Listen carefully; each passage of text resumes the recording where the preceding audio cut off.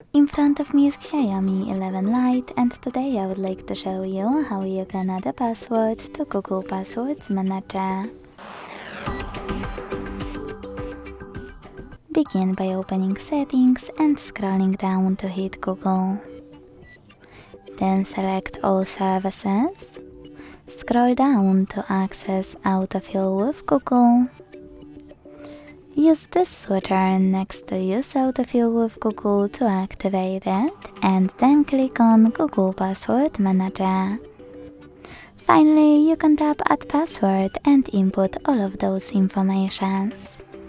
At the top, select any website or click Select App and tap on the chosen one.